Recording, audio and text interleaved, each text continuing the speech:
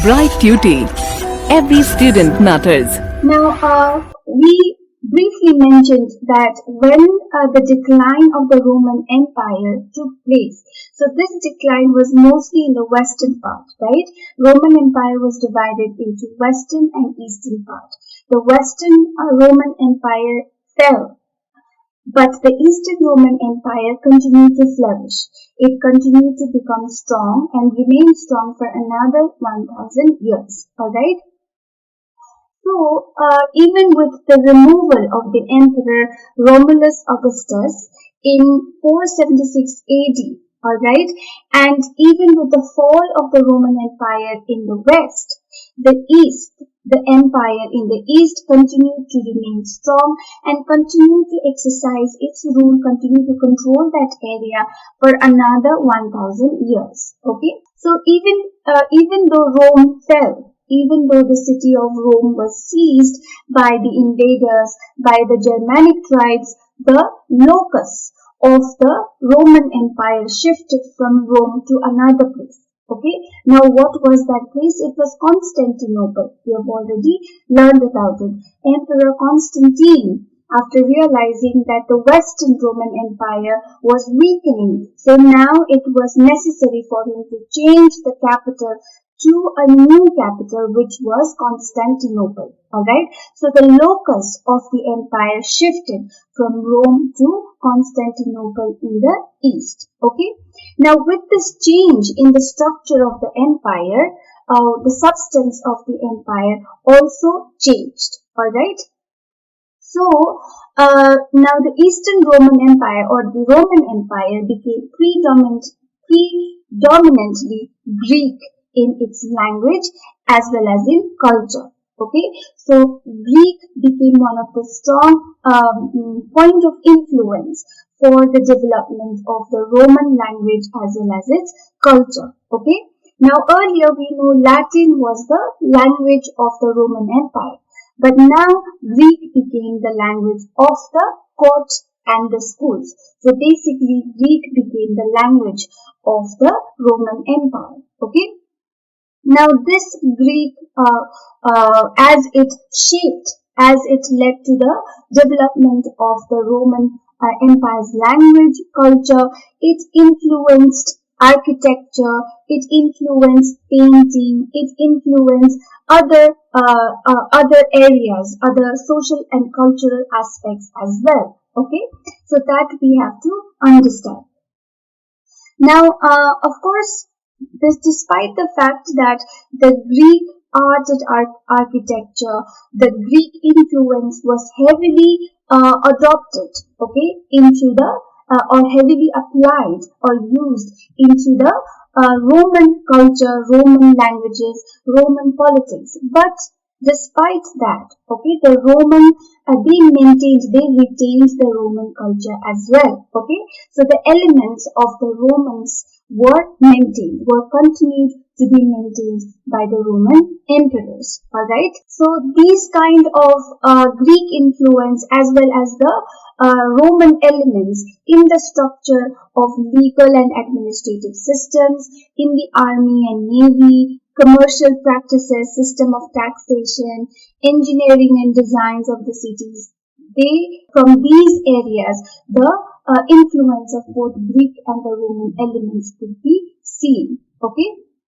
Now, as the capital moved from west to east to Constantinople, with that some of the practices became even more prominent. Okay, like for example, how the government or the ruler, okay, the emperor now was considered to be just like God. Okay, so the emperor had the divine right given by the God to rule over the people under his living within the Roman Empire. Okay, so a certain amount of pomp, okay, showcasing the wealth and luxurious lifestyle of the king. So that kind of pomp and ceremony in the court as well as in the church was adopted. Okay, so that kind of lifestyle, that kind of showcasing of the wealth, of the power, of the authority of the emperor was done. Alright.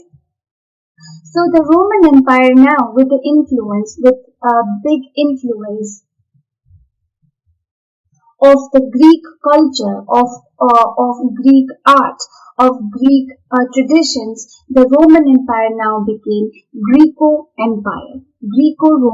Empire. Okay, and this was also called the Byzantine Empire. The Roman Empire in the east was also called the Byzantine Empire. All right. Now let us look at this Byzantine Empire and what kind of events and how it survived, or how it was for the time that Roman Empire or Roman Emperor ruled over that part of the empire. Okay. Now, expansion, decline, revival, expansion. So this kind of cycle, the territory expanded, the power expanded, again it declined, again that was revived. The emperors, the Roman Empire's power, authority was again revived, again it expanded, again that declined, again it revived. So this cycle of expansion, decline, revival, expansion, decline, revival, it went on and it became one of the chief features of the Byzantine Empire's political history. Okay. In the 4th century, which means 480, Teutonic invasions caused the Eastern Empire to totter along with the Western.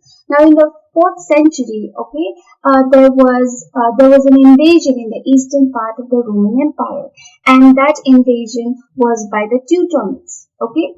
So when that invasion took place, of course, the Eastern Roman Empire, little bit it suffered, okay, it weakened.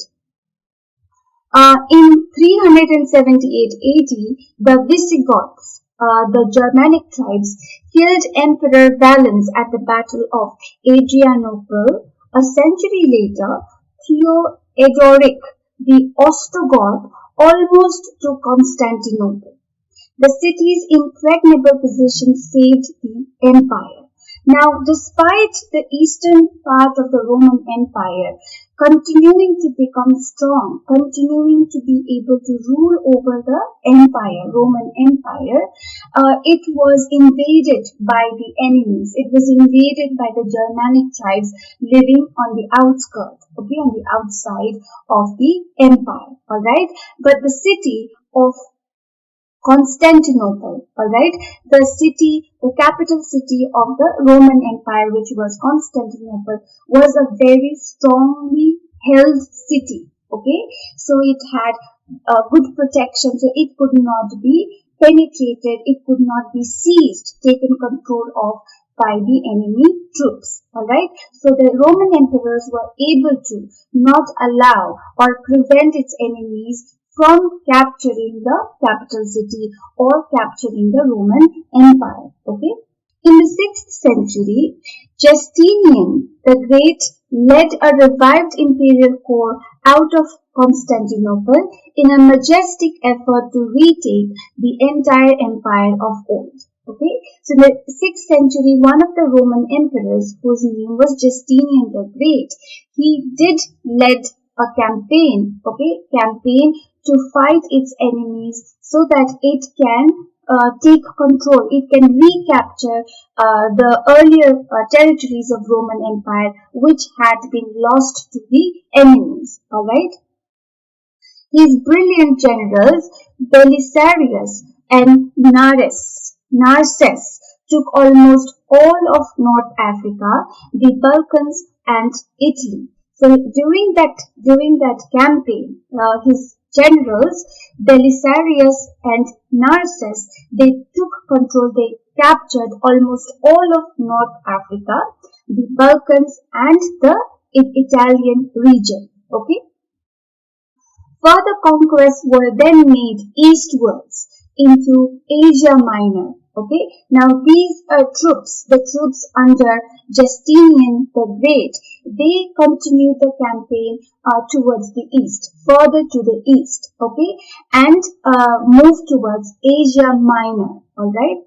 After this emperor's death, after Justinian's death, the empire crumbled under the blows delivered by the barbarian slaves, Avars, Bulgars, and Muhammadan Arabs. And by the 8th century, it had shrunk into a smaller size. Okay, but after the death of Justinian the Great, the invasion, the attack from the enemies, the Germanic tribes, the Mongols, the Arabs, because of those attacks and invasions, the Roman Empire continued to shrink in its size and it became smaller and smaller and smaller. That means the Roman Empire could no longer remain one of the strongest empires in Europe. Okay, it became weaker and weaker and weaker by the 8th century. Alright.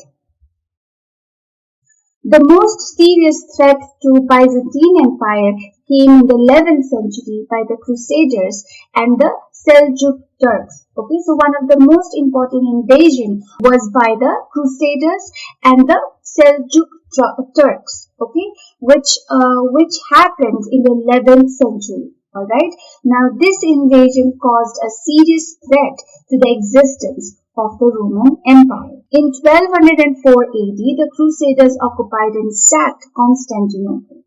In this year, 1204, the Crusaders were successful in capturing the capital of the Roman Empire, Constantinople. Okay, the empire was considerably weakened, but it lingered on for few centuries. So, despite the empire becoming extremely weak, okay, and having taken over by various enemy troops, alright, the empire continued to exist for another 200 years. Finally, in 1453, the Ottoman Turks took Constantinople, and this marked the end of the Byzantine Empire.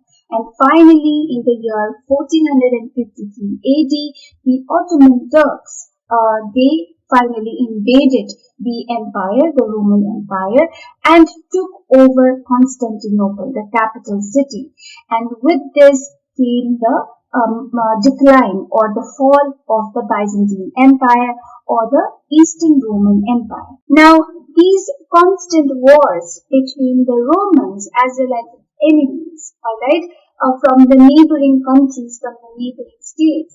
Now, as a result of this constant fighting wars with each other, there were hundreds and thousands of prisoners who were held captive. Okay, they were captured. Alright, all these troops, armies, and military troops from the enemies, from the enemy sides, they were captured and then they were kept as slaves or they were kept as captives. Okay, so there were hundreds and thousands of them which the Romans captured. Now, with the capture of these troops, enemy troops, there was a growth in the number of slaves in the city. So these captive military people from the enemy troops, they were turned into slaves in the Roman Empire. Okay, so with more and more being captives or being held captives, the number of the slaves increased year after year. Okay.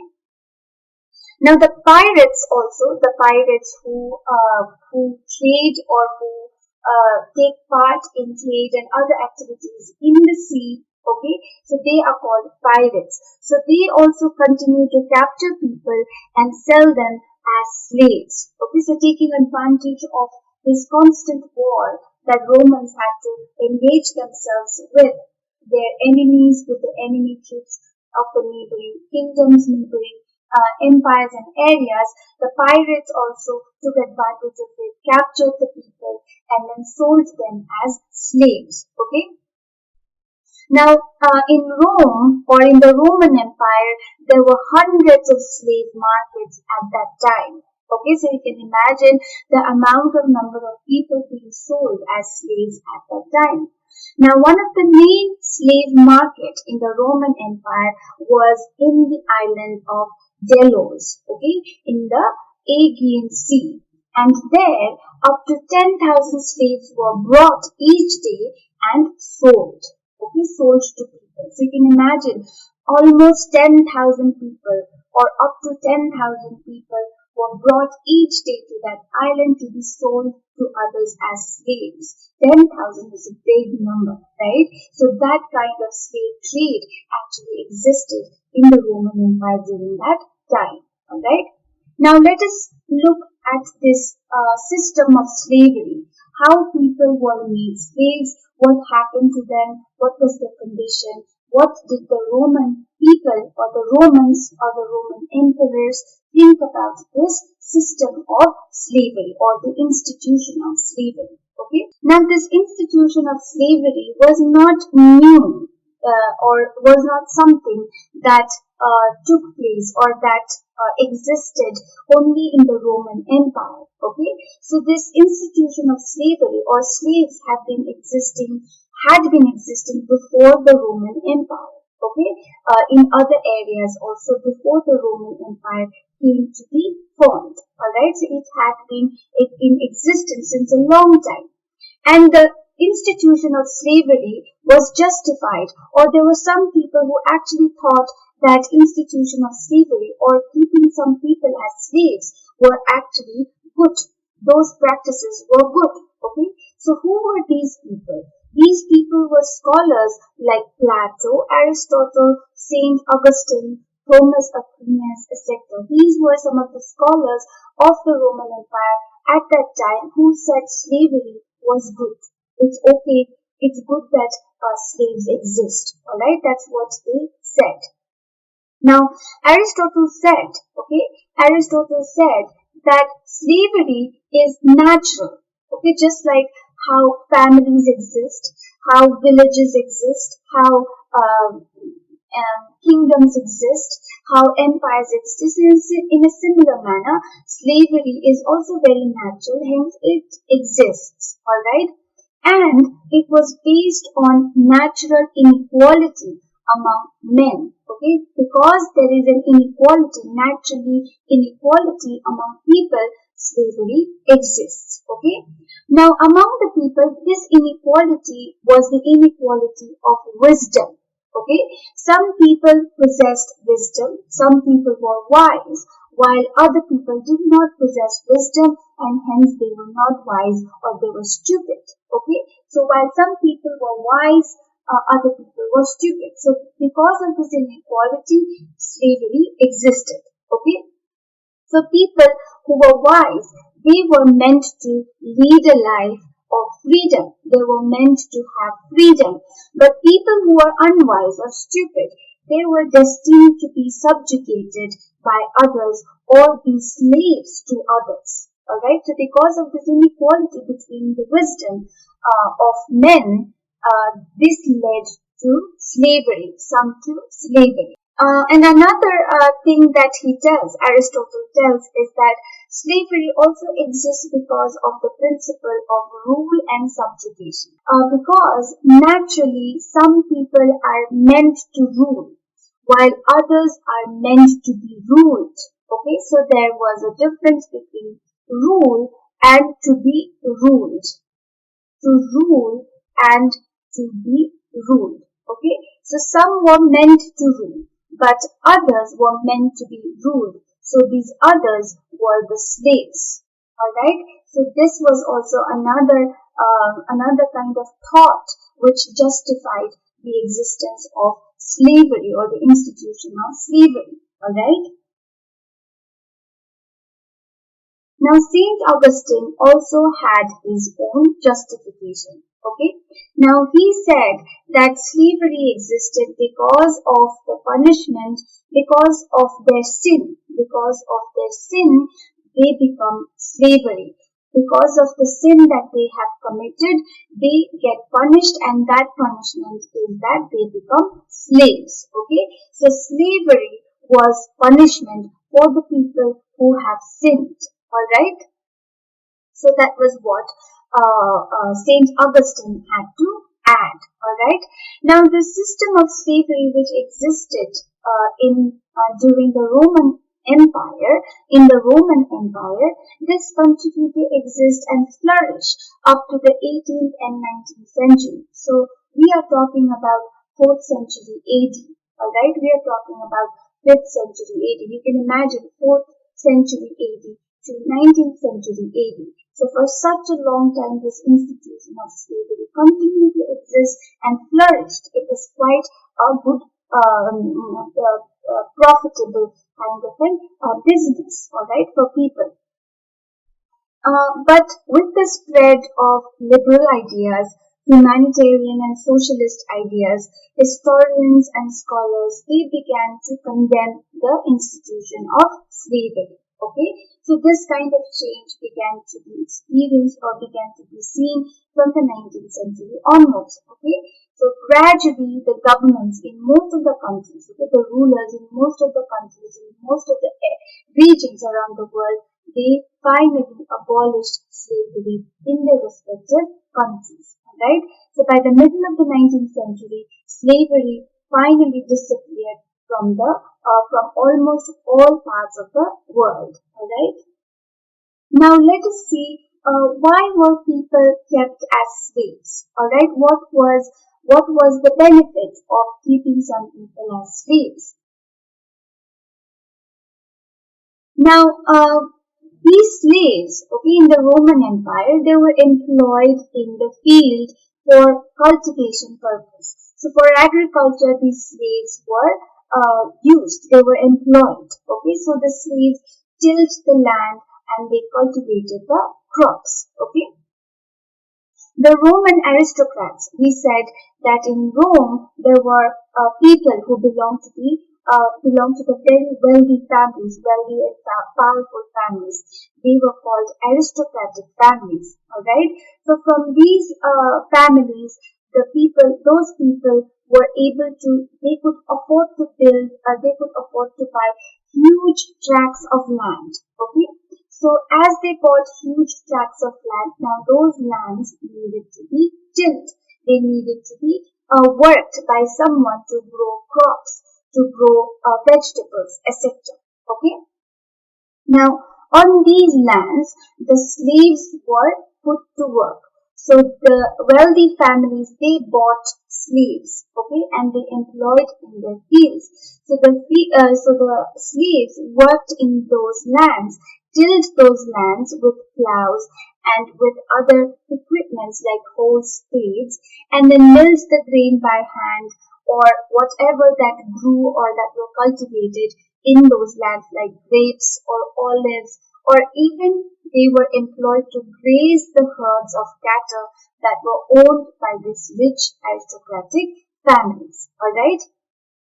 Now, the slaves were also they were also made to work in other areas, like the silver mines. Okay, so there were about 5,000 slaves who were employed in the silver mines in the Roman Empire. Okay, they were also employed in the ships. Okay, as oarsmen. Okay, the people who would use the oars. All right, so a large ship employed from 150 to 200 slaves as oarsmen. Okay. So one big oar was used or was worked by 5 to 6 slaves. Okay. Now, apart from being employed in the ships, they were also made to work in the building of or construction of roads and buildings or public buildings, government buildings, etc. All right. So all these areas were where slaves were put to work. All right. Now, let us look at the condition of the slaves. Okay, how were they treated? How were their lives like? All right. Now, people in Rome, these wealthy Romans who owned slaves, they thought that slaves were inhuman beings. They were not human. Okay, they were just like equipments that they used for getting some work done, like carts, plows, like animals, okay, oxen, which are used to till the land. So slaves are also understood to be like these animals or these tools or equipments. All right. The only difference was that these equipments and these animals did not speak, but slaves spoke. So they were called talking instruments or talking equipments. All right. Now, when a person became a slave, he or she lost his name. Okay, so his name or her name was never included. Okay, it was as if the name never existed. Okay, now instead of the real name, he or she was given a nickname. Now, these nicknames were actually very hateful names that were given by the Romans. Alright, they were not nice names. Now, the slave owners, people who owned the slaves, they were not nice to the slaves. They showed no mercy to the slaves, and they employed them with such hard labor for such long time. They exhausted them. Okay, they gave them difficult works. All right, so that kind of treatment was done by the slave owners towards the slaves. Okay. During the sowing and harvesting time in the field, the slaves sometimes had to work up to 18 hours a day.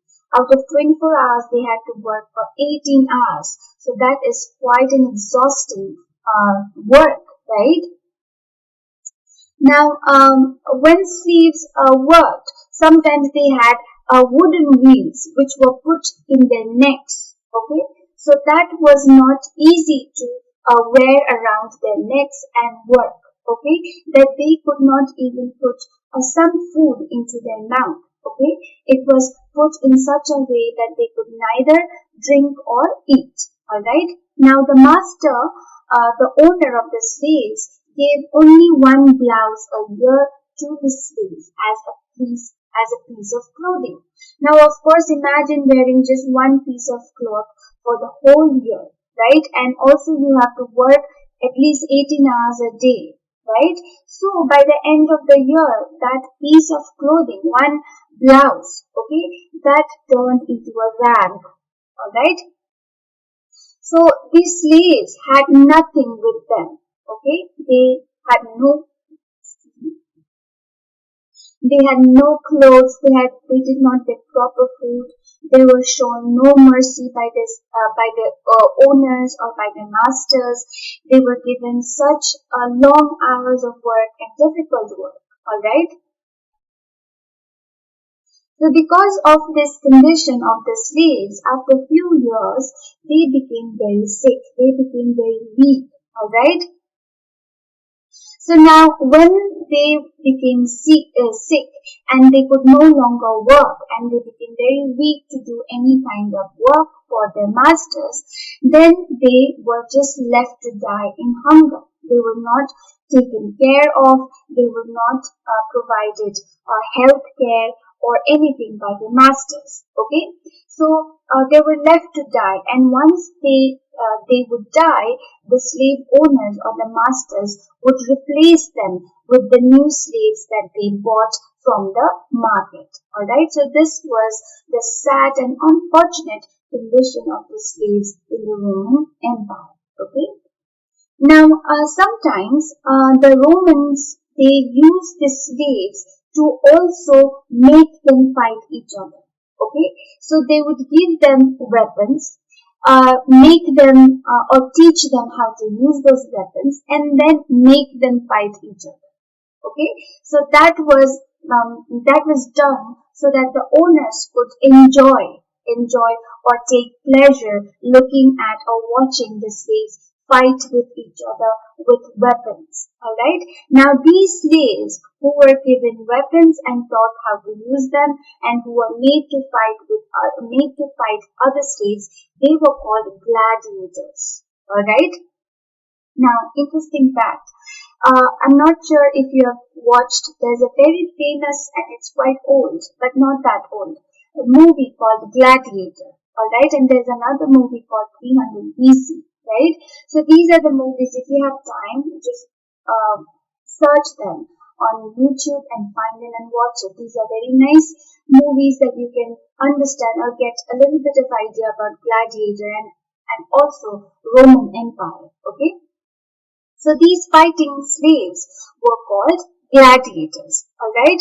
Now these gladiators were sent to these amphitheaters. Okay, these were stadium-like areas, arenas where they would fight with other slaves. Alright.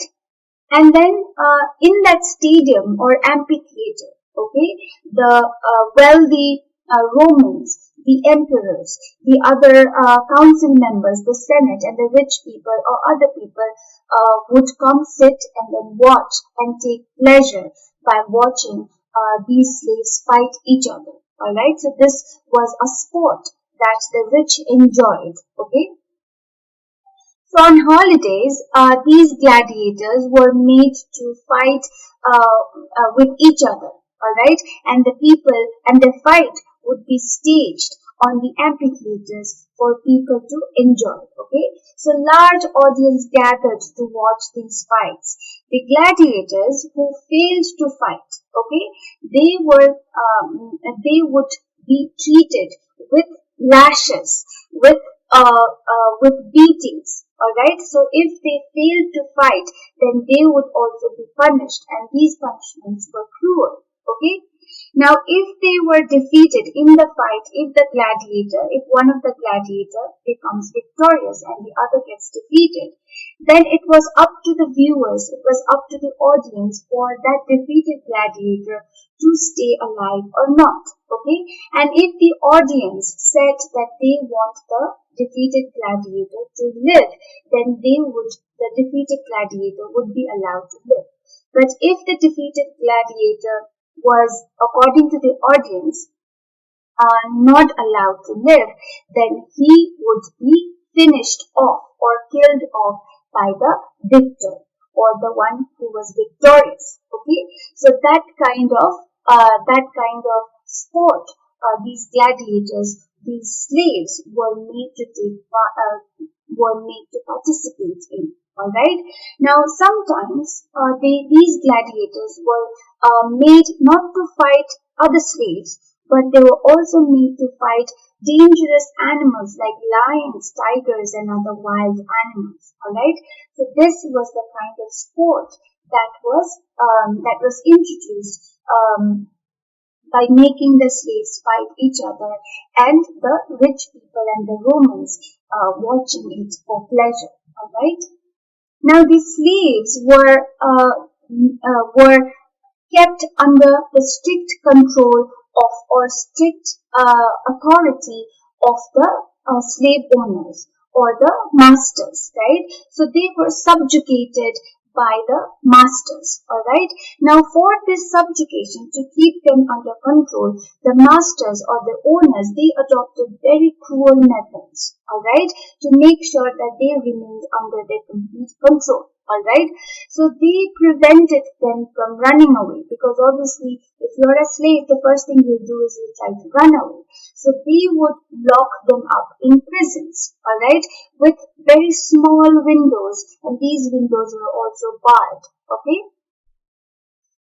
they were tied with iron chains, and even when they slept, these iron chains were not taken off. All right, and these chains tied their hands, their bodies, all of their bodies. All right, because of which they could not move or they could not run away. All right, and they were also made to wear collars. All right, to wear collars, and those collars had something written on them, which sometimes were written as this: "Hold me so I don't escape," so that people recognize that he or she is a slave. Okay, and also the owner's stamp or the master's stamp, those stamps were put on the face or the forehead of the slaves. Okay, so by looking at those stamps, people would understand that those were slaves and they must have escaped if they escaped. Okay, so there was no chance for the slaves to escape from their masters once they had been bought by these masters. Okay, so the masters kept a very close watch over the slaves. They were watched closely. Okay, and sometimes the masters feared that the slaves would conspire to kill the masters, conspire to fight against the masters, conspire to run away. All right, so because of that, the slaves were prevented, or they were not allowed to speak to other slaves in the same house.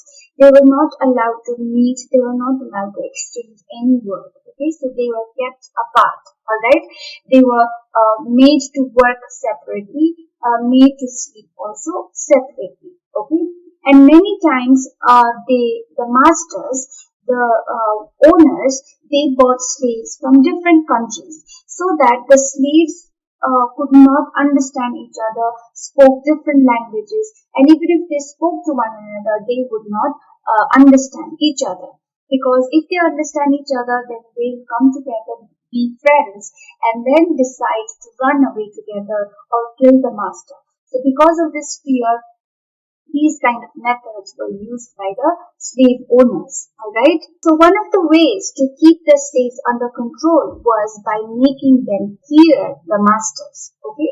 So the masters or the slave owners believed that if they could make the slaves fear them, then the slaves could be brought under their control and subjugation. Okay. So how did they make the slaves fear them? The slaves were tortured. The slaves were lashed. Okay, the slaves were burned and their limbs were twisted. All right, so such cruel behavior towards the slaves were done. All right, so this kind of with this kind of treatment, the slaves were always scared. They feared their masters. All right, and in whenever the slaves made a mistake, okay, if they committed a crime, then they would be put on a plank and then hung on that plank.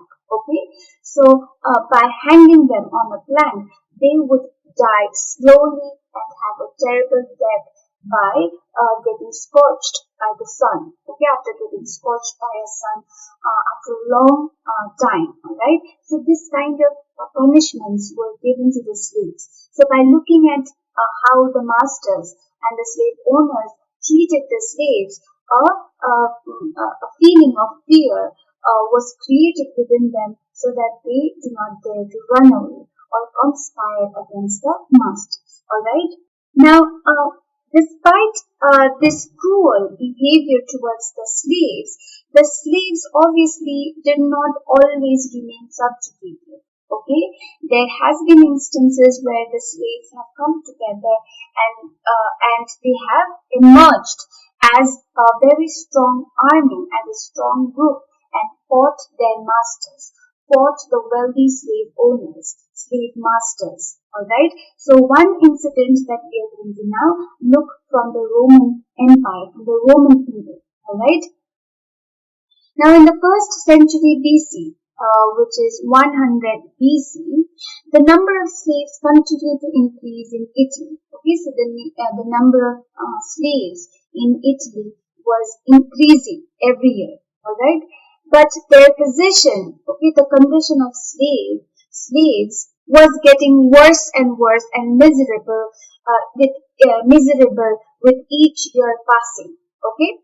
Now, because of this kind of condition, the slaves now began to realize now they have to come together and wage a war against their slave owners, against their masters. Okay.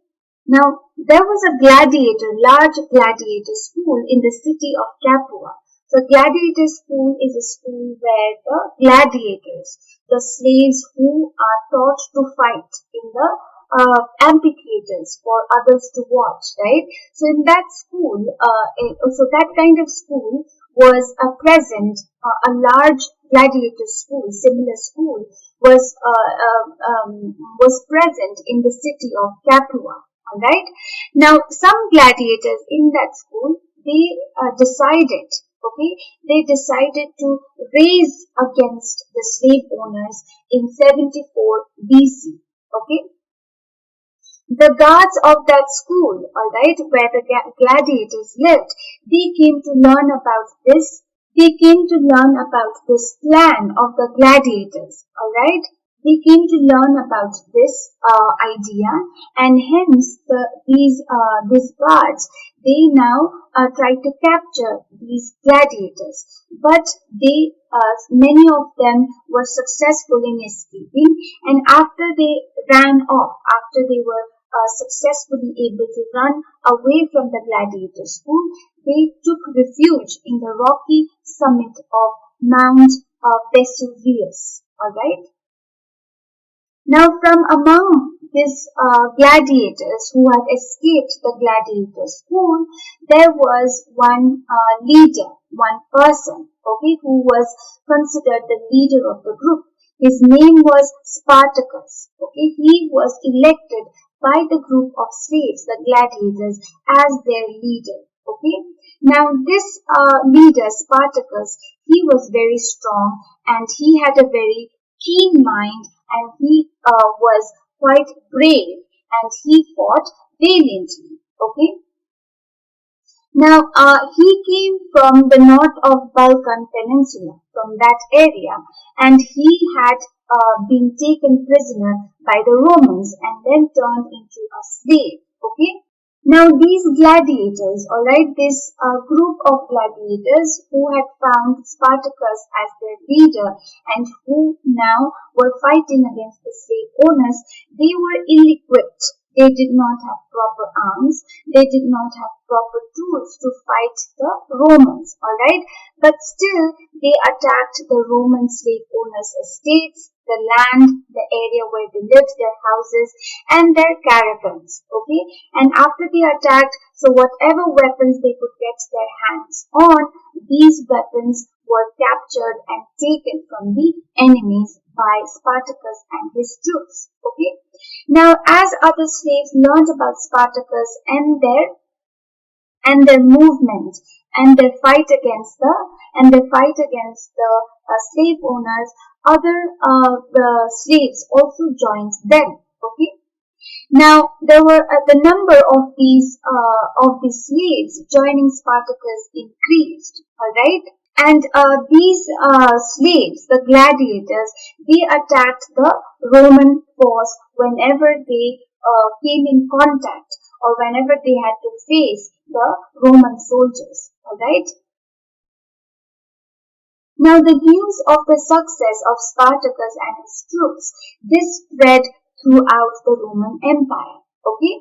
Now, slaves who refused to be treated cruelly, now they could run away, escape, and join Spartacus from all over Italy as well as from the Roman Empire. Okay, so many thousand slaves, they left or they fled. Okay, they ran away from their slave masters, and they came to join Spartacus and his troops. Okay. These slaves, because they had come from different parts of the empire and different parts of the world, they spoke different languages and very often they could not understand each other. But Spartacus introduced very harsh, strict discipline. Okay, so Spartacus maintained and asked his troop members to maintain discipline with each other. So his troop was very organized. Okay. And it was organized in a manner that the Roman military troops were organized. Okay, so such discipline was maintained in the Spartacus' troops. All right. Now, when the Roman slave owners, the wealthy masters of Roman Empire, as they learned about Spartacus and its troops and how they were fighting and attacking the slave owners, right? They became very scared. They were seized by terror. Okay, they became very afraid. So they began to also raise large army. Okay, they also began to collect people and then form an army. Alright, and many slave owners also went to fight Spartacus and his troops. Okay. Now, there was a person called Marcus Licinius Crassus. Okay, he was appointed the commander of the Roman army, and he went to fight Spartacus and his troops. Alright. Now, in order to fight Spartacus, the Roman Senate or the government had called troops from Spain and Balkan Peninsula. So you can imagine large number of troops were gathered by the Roman emperor and the Roman wealthy aristocrats to fight Spartacus and his troops. Alright? Now Spartacus realized that he did not have enough forces, okay, to take control or capture Rome, and led the army to the south of Italy. So because he knew that the Roman forces were large in number and he did not have the same strong army to fight the Roman army, so he left Rome and went towards the southern part of Italy. Okay, but Crassus blocked the way. Okay, but even after blocking the way, the slaves, Spartacus and his troops, were able to defeat the army, Crassus's armies. Okay. The warriors were so frightened of the insurgents that the whole units of famous Roman army fled at their approach. So the Roman troops were so scared of Spartacus and his troops because they had heard so much about them, how they were fighting the slave owners and moving all across the empire. These Roman troops, as they were blocking their way to move towards the south of Italy, these Roman troops, they fled because they were so scared of Spartacus. Okay, so Spartacus finally reached Italy's southwestern cape with his troops. Okay, he wanted to cross over to Sicily to provoke slave rising there too. So he wanted to cross over to Sicily from Italy and then again wage wars against the slave owners there. Okay, so his troops, they built rafts to cross the water and reach the other side to Sicily, but the storm destroyed them. Okay, so the slaves failed in their attempt to reach Sicily. All right. While this happened, Crassus did not dare to attack Spartacus's army. Okay, he occupied a narrow isthmus. Okay, a narrow area through which the only road went from the cape. So Crassus was very clever. So he saw that the Spartacus and his troops could not cross the water to go to Sicily. Now he occupied, instead of attacking Spartacus's army, he occupied this narrow land, okay, through which the only road went from Cape. Okay, so he blocked or he took control of a very important road. All right. The Roman soldiers, they also dug deep moat, okay, and they erected a mud wall from one shore of the isthmus to the other. Okay, so now the slaves,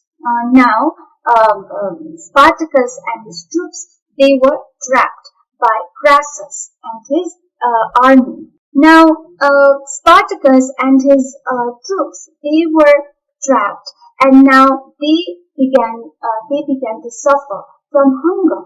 Okay, on a stormy night, Spartacus led the insurgents in an attack on the fortifications. So they attacked the Roman troops. All right. Some insurgents filled up the moat in one place, gained a footing on the wall, and burst out of the trap. But Crassus attacked them by surprise and massacred them all.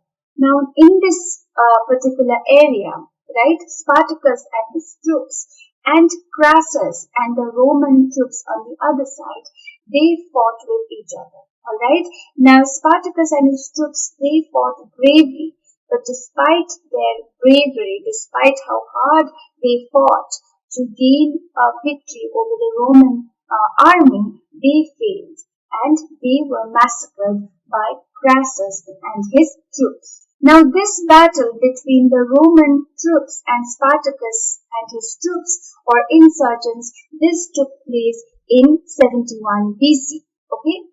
Now, Spartacus attempted to break through to kill Crassus and to deprive the Romans of their leader. Spartacus made a huge attempt to break through the crowd of army and kill Crassus, okay, the leader of the Roman troops. Okay, Two enemy commanders were killed by Spartacus's powerful blows. So Spartacus was able to kill two important military commanders from the Roman troops. But Spartacus during the battle, he was wounded very badly. Now the Romans tried to capture him alive in the battle, okay? But Spartacus was so mutilated, he was so wounded, and he got mutilated during the fighting that his body was never found in the battlefield. So the Roman commanders could not capture him alive or dead, okay? Now, according to the Roman accounts, according to some of the writings from the Roman Empire, it can be understood that the insurgents or Spartacus and his troops, they fought with great courage. They fought courageously in this battle, which is called the last battle. Okay, but the enemy, of course, they were strong. They were more in numbers. The strength of the enemy was large. All right. Crassus had an army of 40,000 men. Alright, so Crassus came with a troop of 40,000 Roman army men. Alright, the insurgent army was defeated and the Romans crucified 6,000 slaves by the roadside. So with the defeat of the insurgents or Spartacus's troops, about 6,000 slaves or the troops from the troops, Spartacus's troops, they were crucified on planks, okay, on the roadside.